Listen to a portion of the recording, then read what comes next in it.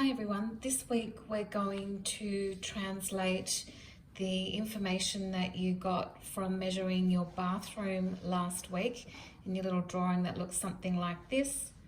We're going to translate that information now onto a nice drafted, measured to scale drawing ready for the proper documentation.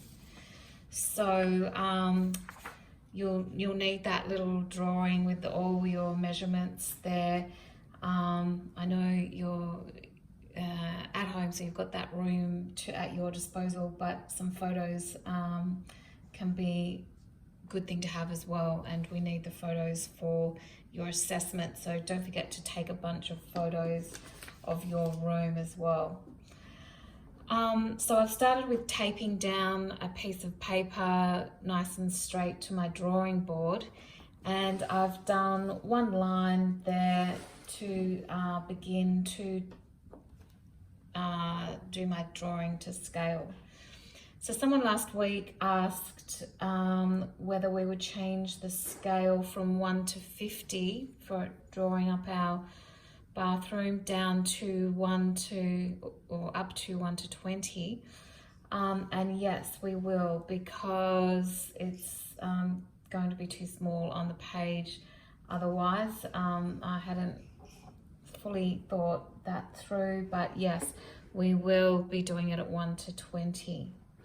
So I'm just going to write my scale down here now, 1 to 20, just so I know what scale I'm drawing up my bathroom in. So the first thing you need to do is start by putting in the line where the floor and the wall meet all the way around. So for me, I've got this little shelf here that is really becomes the wall where that meets. So so that wall, I need to just take off that little amount there when I'm calculating this here. So if you have something like that, you might have a shelf or a deep windowsill or something like that.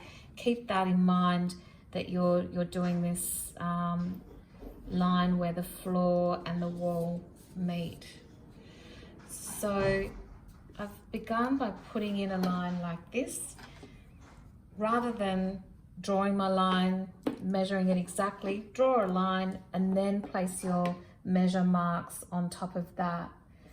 So my width is 2855, so I'm counting, this gives me 25.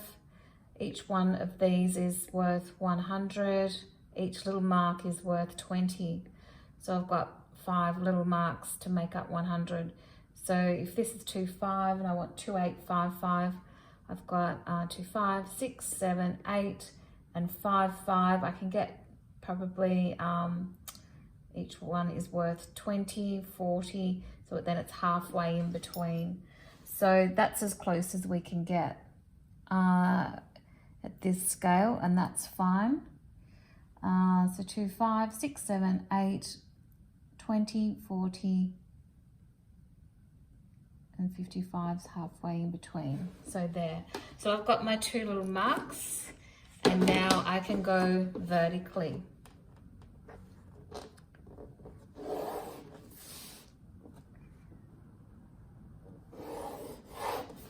So don't worry about the overdrafting. This is our first little plan, and we're going to come back and trace it up. So this is where we can make all our mistakes. So I need to take the width of that shelf, which is 180, off of 3195, which gives me 3115. So I can count that up. There's 3, 1, and 1, 5 with just before 20. So there, and then I can go across. Now that gives me my floor space. Then I have to build my walls to the outside of this space.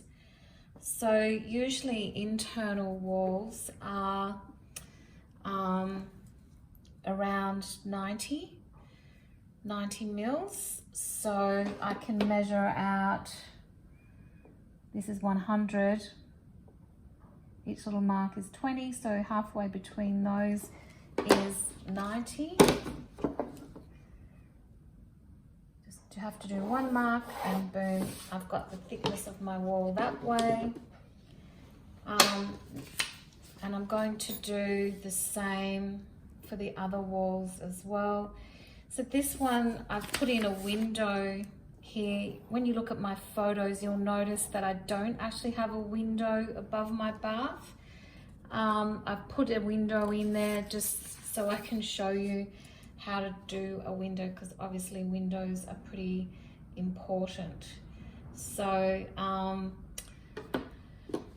build up my walls on the other side. So 90 here, 90 here.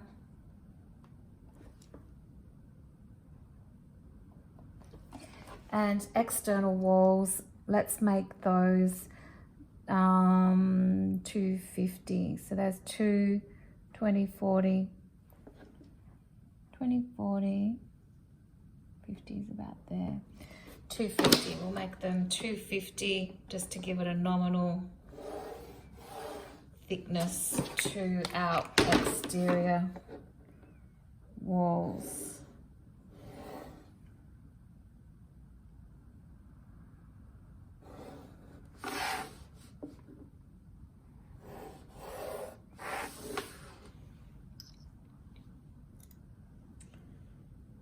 Okay, so I'm going to continue through building up my drawing based on the measurements that I have.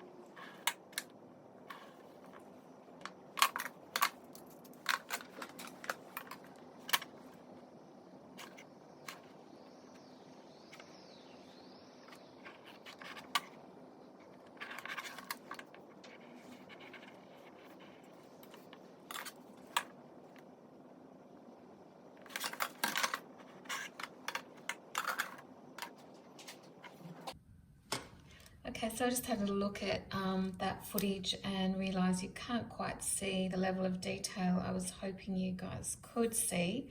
So I'll make this quick, but basically I think the rule of thumb to do is the inside wall first, then do the outside, then do doors and windows, and then come in and do smaller features of the room. So you might have noticed I was using a couple of things. I've used a circle template to get the little circles.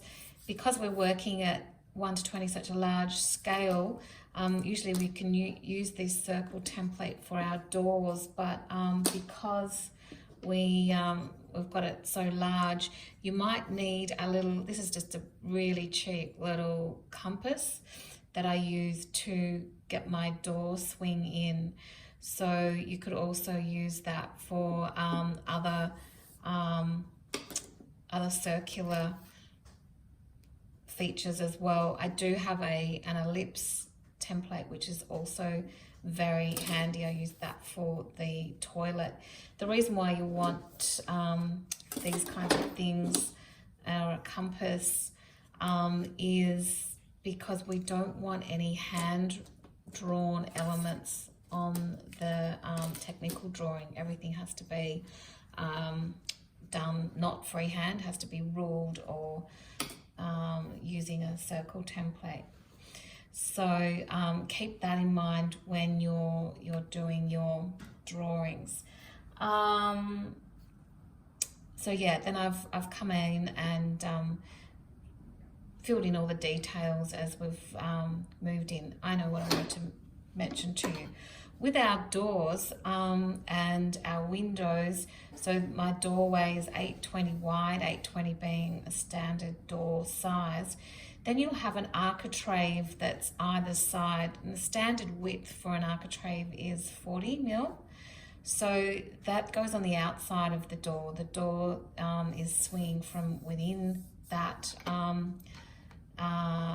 space. So if my door